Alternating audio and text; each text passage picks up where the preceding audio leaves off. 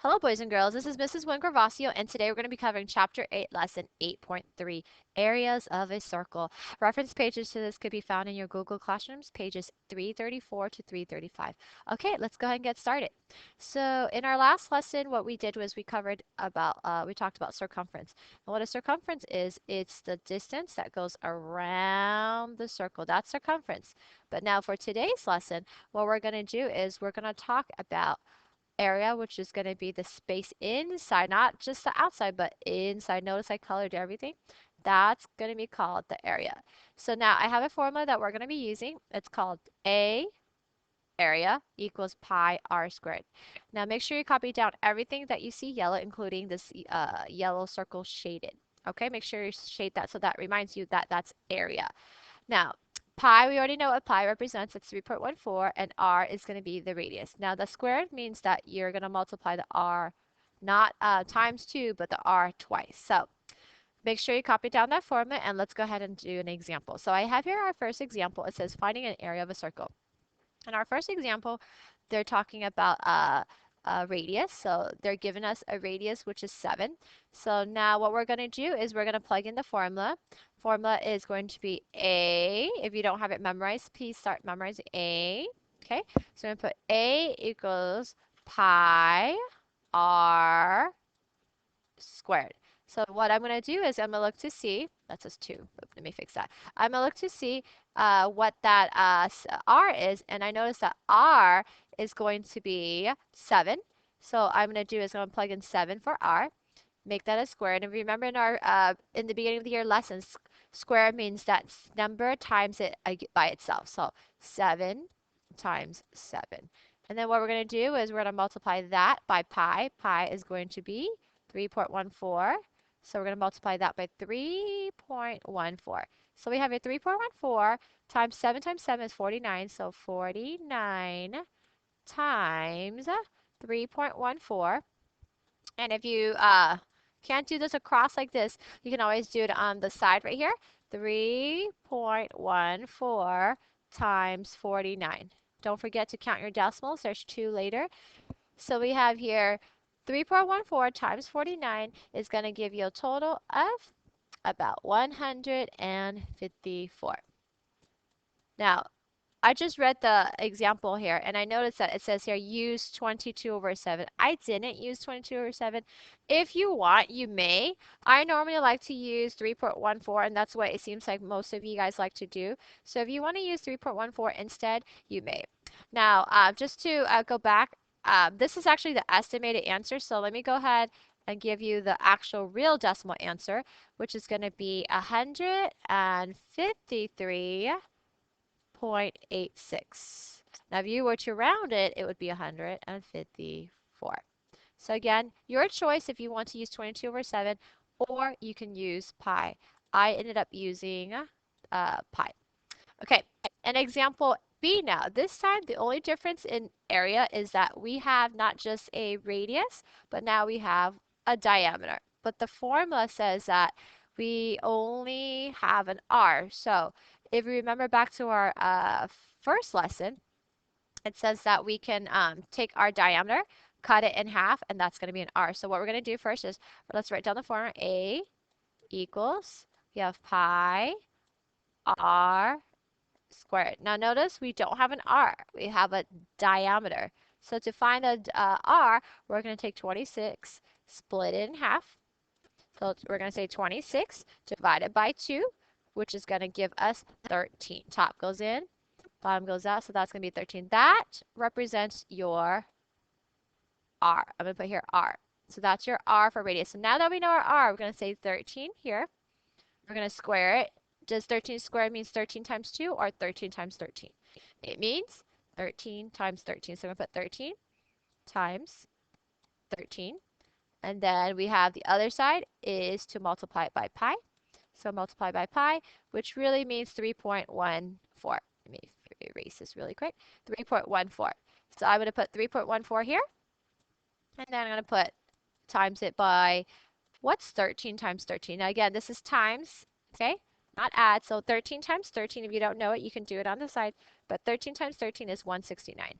So this is 169. I'll put it on top, 169. So that's 169. I'm going to put 169 here.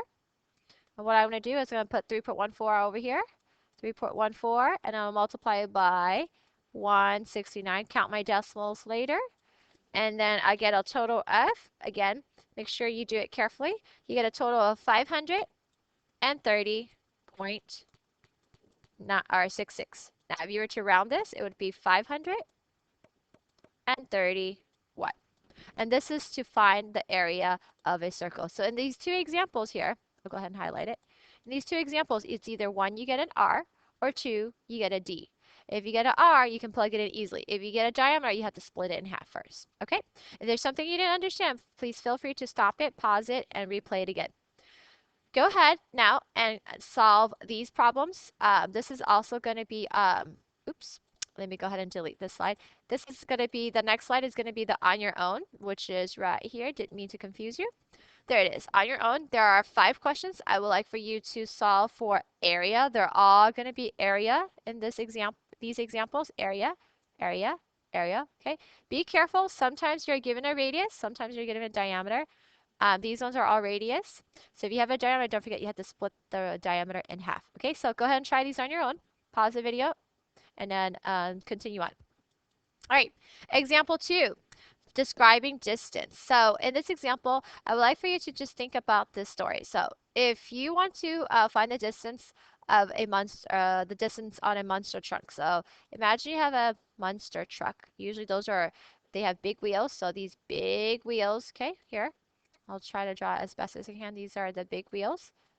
That's my wheel.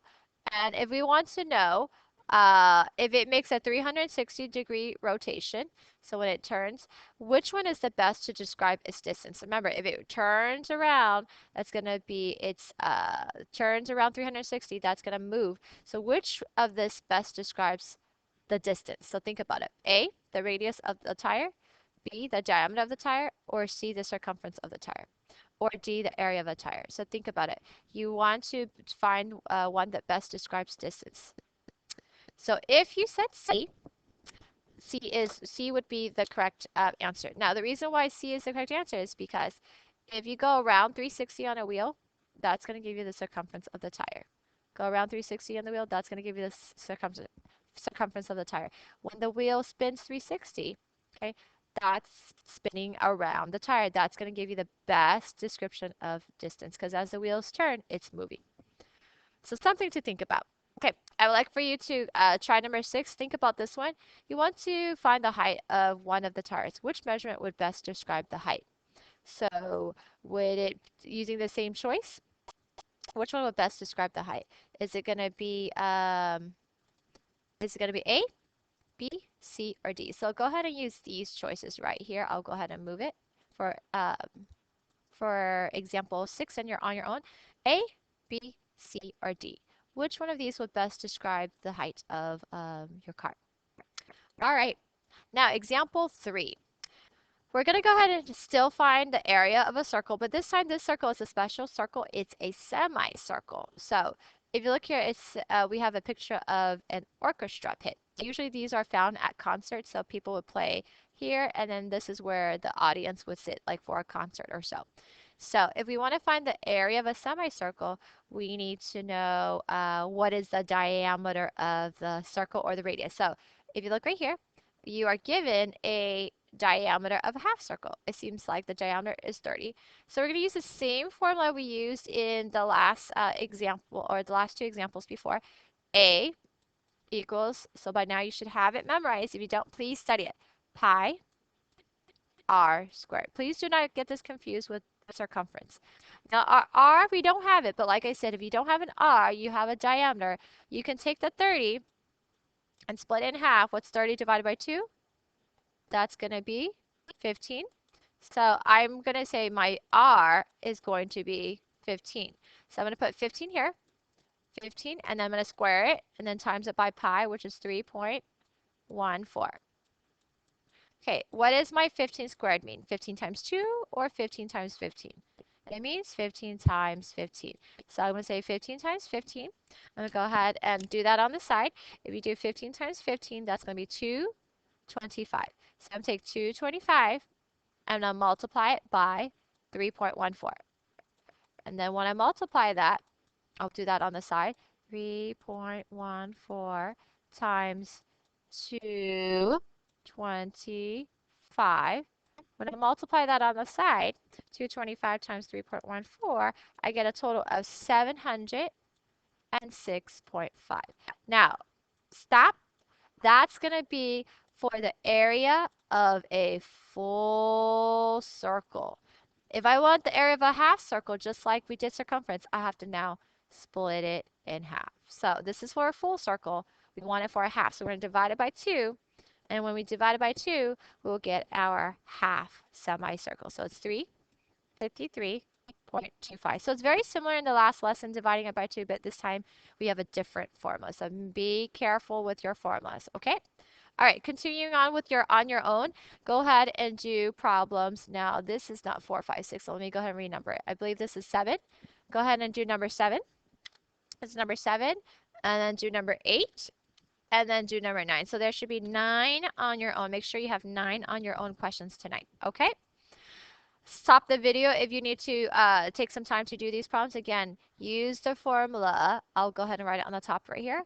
A equals pi r squared. And just to check for understanding, do you need to divide your answer later by 2?